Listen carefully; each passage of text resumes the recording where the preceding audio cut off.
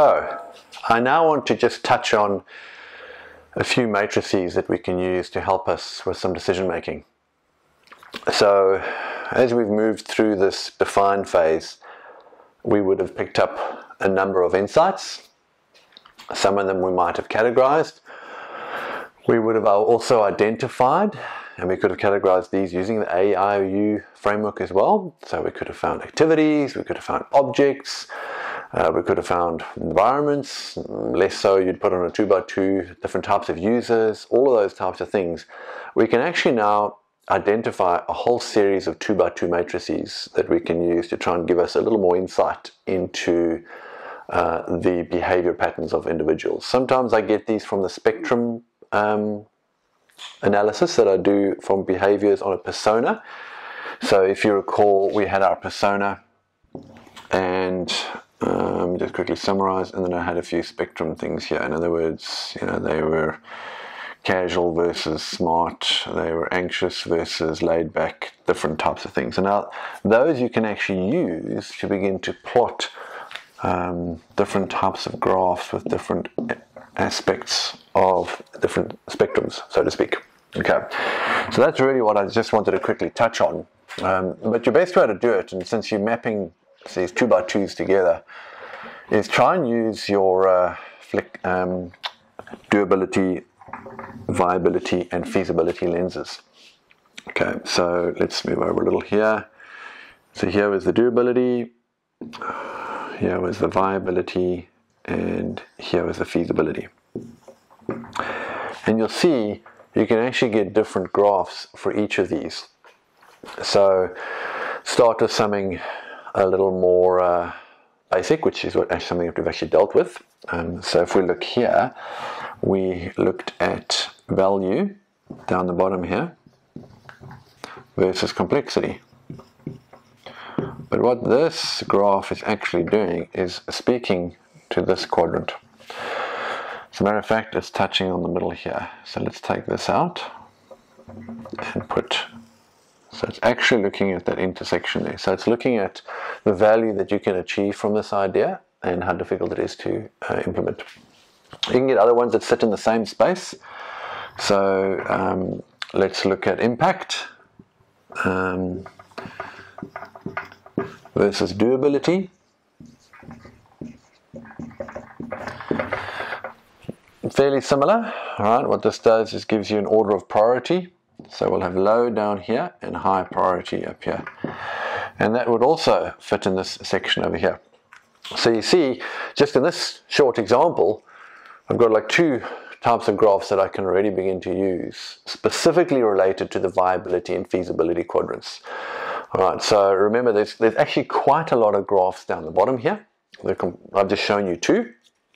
One of the other ones that I like to do also sits at the top here, but now really sits within this space. And let's look at here. What we've got is what is valuable for our customer and what is value to the business. So once again, valuable coming from here, value from here, therefore I'm talking into the middle of this quadrant. Okay, so those are the 2x2 matrices. Like I say, you can get them from dimensions, from your insights, from objects and all the rest of it.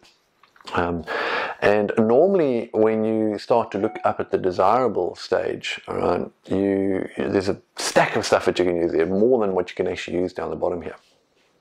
So when we start looking at the desirability lens, you actually want to start to map behavioral components that you can work with. So often they relate to questions that you want to answer. All right, so being in Melbourne, and we love our coffee in Melbourne, we can probably map dimensions of how we enjoy the coffee. Okay, so we could have, well, we prefer coffee cheap or we prefer it expensive. All right, we maybe prefer it in its organic nature, and maybe let's look at some conventional coffee. And now I can actually go and plot my AIOU or different insights, whatever, ideas, concepts, all of those things can actually fit on here. So you can see you can use the 2x2 not just in the define phase, but what we want to try and do is narrow down to find an area in which we can say, hold on, there's something over here in which we want to explore, and that might be where we can create a how might we question. In other words, we want to solve for that particular area. One of the models that I like, especially in the desirability space, is what's referred to as the flow model. And really what the flow model does is it looks like this. And what you've got down the bottom here is the challenge. Okay, yeah, you've got what's the flow space. Okay, so a challenge down the bottom, well, or difficulty. Okay, and skill at the top. Now, I've done some experimentation in the gamification space. As a matter of fact, I started a business in its early days and tried to get that off the ground, so we used the flow model quite a bit. And really what you've got here is up at the top we'll have sort of boredom, and down the bottom here we might have exasperation or anxiety. Now, as some of you may know, for you gamers out there, and I tell this to my son often, you cannot continually win at that game. So when you're playing Clash Royale or tanks or whatever the case might be, the algorithm is designed to keep you in this flow zone. So if you just keep winning games over and over again, you know, the actual endorphin hit that you get starts to reduce, by the way, if that's the drug effect of games. And you start to get into the boredom space. But if you're constantly playing and you're always getting whipped, you really get exasperated, throw the game down, and you're not interested anymore because you're actually not getting the endorphin hit, and that's what you want. And that puts you down here in the anxiety space. So the point is to find something that would actually sit within that space. Now, we'll touch on this later on when we get into experience design, but the flow model is quite important because there's a whole spectrum of different emotions that occur right around the flow model that you'd have to begin to design for. But you can see, even here is a graph that I can start to put stuff on, and is more, in my opinion, related up into the desirability space. So you can see there's a whole bunch of different things that I can put up there. I might put up your clothes, cheap and expensive, trendy versus hip, cheap and hip, whatever the case might be. I could put up recipes, easy to make, easy to prepare, expensive versus cheap. You know, I could put up some of the emotions that are actually, you know, anxious and casual, you know, and map that against, you know, perhaps, you know, social media usage.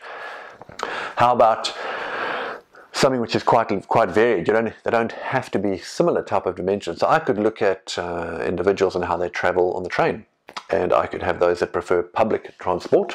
So let's do here, private transport versus public. And I might actually want to see, well, I'd like to actually know how they use social media on these different transportation mechanisms.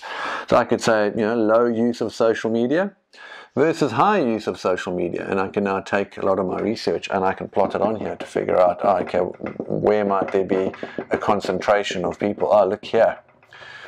There's a high concentration of people that use social media a lot and private. Well, what does that mean? Are they texting while they're driving? Is there some type of way, is that a problem? Can we now focus our effort on that problem space? And could we come up with a how might we question? How might we design an interface with our phone that would allow people to text while driving? Wouldn't that save some lives? So you can see how we can now begin to use these 2x2s in order to narrow down on certain things to identify what we might see as the problem in the how might we question.